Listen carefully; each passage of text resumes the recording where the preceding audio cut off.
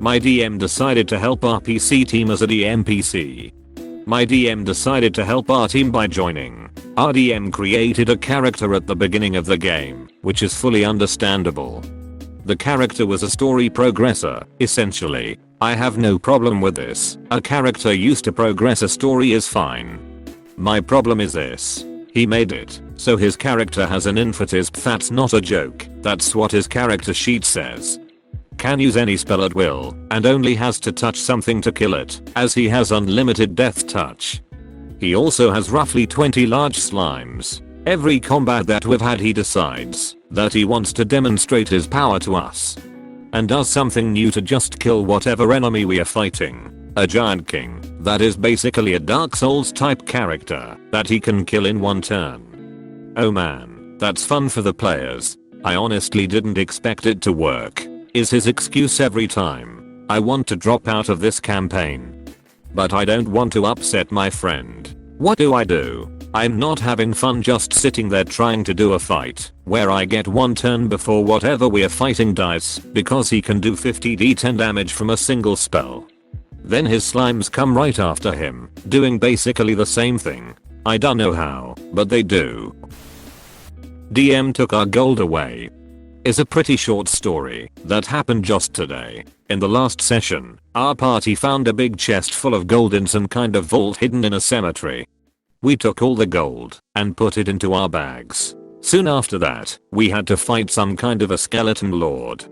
He was our first serious boss in this campaign. After killing the boss, which took like 23 hours, session ended and we had 2 weeks break in our campaign.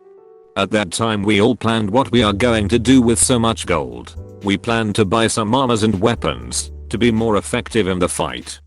But after 2 weeks, when we came back to this campaign, DM started by basically saying that as we kill the skeleton lord we can feel our bags becoming much lighter.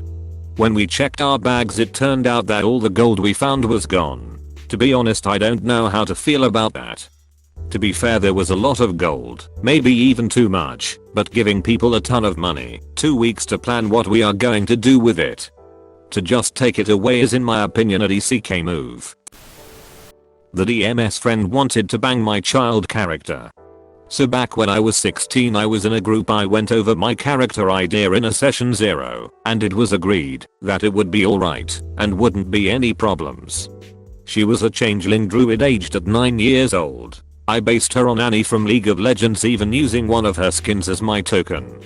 So everything is fine for a while. My character is taken care of by the group as kind of a little sister. That's until the DM said his friend wants to try out D&D, so will be joining our group. Let's call him Barry. Barry rolled a standard chaotic good rouge human and immediately introduced him as a playboy. My character was the only girl in the party, and I was the only female player too, so you can imagine where this is going. I ignore this weird comments and trying to hit on my character for a while before we get to a tavern. My character obviously couldn't drink, so asked for some milk. What I didn't know is that DM and Barry were private messaging, and Barry rolled successfully on stealth to spike my character's drink. My character became drunk and his advances got even stronger. Some fellow party members told Barry he was being a creep, which led into an argument before the session finished early. Between that session and the next session I received multiple DMs from Barry hitting on me. I told him I wasn't interested in him as I was 16, while he was in his 30s too, had a girlfriend. Ensue the homophobic messages. So we reach the next session. For one reason or another my changeling turns into an adult version of herself to try pretend to be her own mother. It was very obvious it was still her due to the way I played her and her distinctive appearance, but Barry decided to try hitting on her once more. She's technically legal now, so it's okay. Later in the tavern, as the party was going to sleep, my character went back to her room. Another player decided from now on my character wouldn't be left unaccompanied, which I'm glad for. Barry started going off. I'm going to try sneak into Op's room. Chaos ensued. I'm going to steal all of her things. DM allows it, and with an at 20 all of my character's belongings. Inventory, even her teddy bear was gone, and he sold it off to the Rouges Guild. Another party member questions why he would do that to only my character, and in which Berry responds, because she's mega gaming. Both confused and fed up, I quit right then and there. Luckily for me, the other 3 players backed me up and left too. Man, I just wanted to be a lil arsonist. DM bullies PC who had to leave at the agreed end time by killing their character. Second session of the campaign, we hit the agreed upon end time. DM wants to keep going but one of the PCs needs to leave.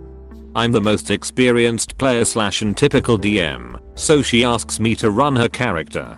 As she's leaving, the DM starts joking that he's going to kill her character as soon as she leaves. 10 minutes later we get in a fight on a mountain path. She's an archer, so I put her in a defensible position that's behind the front line that's also away from the slope. I declare a readied action to fire her arrow at anything that approaches the group. DM decides that the enemy can leap over the frontline fighters, attack her without provoking our opportunity attacks, or letting her use the readied action. On a hit, he declares she flies through the air several spaces and falls off the cliff and dies. DM ends the episode noting that it's not his fault because he's just running by the book and it was a bad die roll. DM didn't like my success, decided to retcon it. In one of my adventures I played a universe jumper. The GM introduced us to the cult of the Beg. They were a cult of raven worshipping cultist. They showed up aggressively and I switched it to "Oh, I don't want to fight. What's your religion about?" The DM paused for a good 10 seconds before replying, "We worship ravens that lead our god back to resurrection." I replied, "Can they be prophets too?" "Yes. They lead us toward the righteous future." My character was a universe jumper and was built for every possible way to be extremely useful outside of combat. So, using the stack of popular books from a different universe item the DM gave me, I asked if I had Edgar Allan Poe. "Yeah, sure, it's a collection of your favorite books." 5 rolls later, and enough bullshitting the cultists, I introduced them to the raven that said nevermore and said it was news. DM got to the point he wasn't letting me pass rolls under 15 DC at this point, but somehow I managed to convince them that the talking raven poem was meant for them and wanted to tell them to summon their master nevermore. DM gave us a big speech of how we changed their mind, and this is where it gets weird. He gives us the win, then says but this would dissolve the cult, and I can't have that. So Imhana rewind to the meeting. All players were teely confused, none of them saw this happen before ever, but the DM very much held a grudge. He made all our rolls need a roll of 15 DC or immediately failed, anytime we got an upper hand, or succeeded a roll.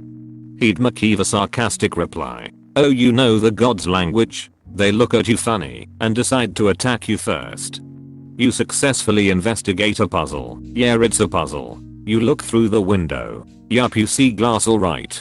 Suddenly he stopped letting us succeed in any waste world, make him need to improvise his story from its basic plot.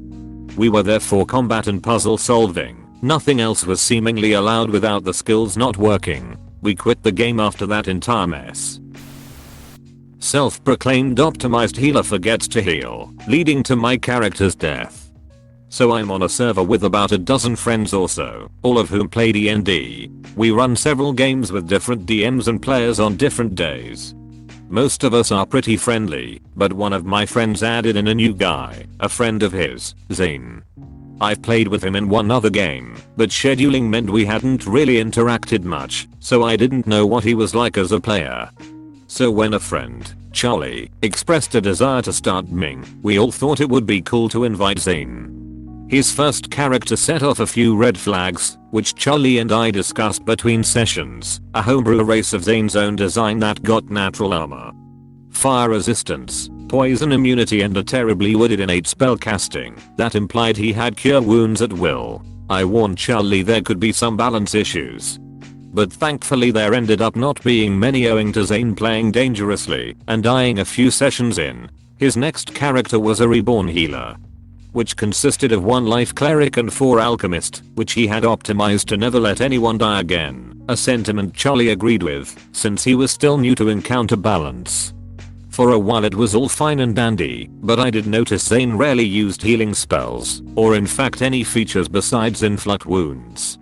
and when the wizard got a fun boon to cast some druid spells he ended up healing significantly more. This, in conjunction Zane's insistence to keep going into melee despite having very little survivability, meant the marshals were often frustrated when they were injured and in need of healing. This all came to a head last session, where Charlie threw us up against a nasty monster with the ability to create areas where you couldn't move until someone pulled you out, and had the capability to do large amounts of ranged damage. As a rogue, I hid and started shooting the enemy, while the rest of the party, including our melee fighter Evan, were unable to move and started getting whittled down every turn.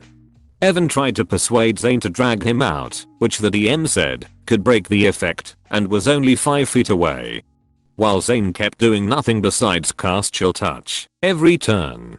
Eventually I needed to take a shot that left me exposed, which led to a failed dex save knocking me down, which would been all well and good, but despite my pleads Zane kept using Chill Touch.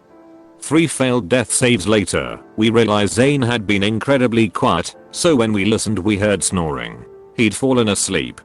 Naturally we weren't very pleased, but by now it was the end of the session. We haven't talked yet, but the next session is tonight, and I'm wondering how he's gonna explain himself. Gave the players what they wanted. So I just wrapped up a 34-year-long campaign where all players' actions affect the world. They caused factions, toppled empires, turned NPCs into interesting side characters, built lore and so forth. I wanted to do a voiced ending, narrated professionally with neat sound ambience music that tells the future of each character thanks to their choices. I wrote it up, had it read out loud, edited it, added music and sent it as a MP3 to each player. It was tons of excitement and joy from all the players. They loved their outcomes and the cool references to their adventures. Until one said I can't wait to play that. I explained it's an ending and they wouldn't like it, since too much would have changed by that point.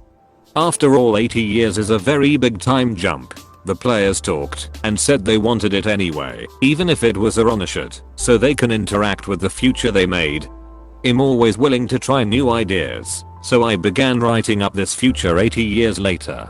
We began playing it, and immediately it was met with, WTF, the faction I liked is different now? They use what technology now? That village is a city? That village is gone. How is that character an archaeologist now? They studied magic. This doesn't feel like the other game anymore. The soul of it is totally different. So after 2 weeks of carefully plotting what happened to each side character, play character, their kids, items, areas, and towns, the players who I told too much has changed. You won't like it. Now felt too much was changed. They don't like it. The stuff I did make was saved, and will probably make a return for even smaller adventures that are finely combed with references to the past. But as of now it's in the folder of failed and avoided quests. Side note, this didn't end with any bad feelings toward any of the players. I laughed it off and struck it off as a loss. AITA, or am I being screwed? Me, DM Barbarian. Problem player 1 Bard. Problem player 2 Wife to problem player 1 Fighter. PC brother to problem player 1 Paladin. PC Wizard. PC. I will try to be brief, and I'm sorry if this is long. This is my first Reddit post and I really want to explain to the best of my abilities. We are running an intermediate session where the players are LVL 10 and are fighting legendary monsters. I told them to optimize because survival is important. This was all agreed upon as a game we wanted to do. The day before the session starts, Barbarian asked me if his wife Bard can join. I say sure, I don't want to exclude anybody, but I warn that this will be a tougher campaign. He says it's not a problem, and then when the day comes she has never played D&D before and hasn't even made her sheet. Well, we spent the next 4 hours helping her while the Barbarian sat on his phone looking at memes. We got 2 hours in the campaign and she said she needed to take a nap, so we had stopped that day. Next week rolls by, and when we pull up to where we are supposed to meet, which is the Barbarian's house, the Barbarian and Bard say they will be there shortly. After 30 minutes they apologized they were late, but they were in the middle of Mario Party. After about an hour, the Bard pulls out her laptop to play RuneScape, full blast. I told her not to do that. The barbarian continues to play on his phone, lose track of initiative, and show a lot of PDA, making the group uncomfortable. Next week and again they are late, and in combat the bard falls unconscious because she doesn't know how to play. She then cries and asks why I would do this to her. The barbarian doesn't do anything about his wife, but the fighter tries to calm her down. This stopped the session for the day. Next time we play, the wizard and paladin are doing all the heavy lifting. And the barbarian complains that he doesn't have any spell utility, even though he knows that barbarians are purely martial. On top of all of this, they will cancel last minute, make out in the middle of sessions, interrupt people while they are Peter show memes, talk loudly amongst themselves, and complain if things aren't going their way. How do I address this? I worked really hard on this campaign. Edit. Update. I confronted Barbarian, and he said he understands why I would be upset, and he feels bad. He asked if I would reconsider having him leave, and I said he has one more chance. The bard however didn't understand where she went wrong, and said that it's just a game. The barbarian however stepped in. I just wanna thank everyone for the positive feedback.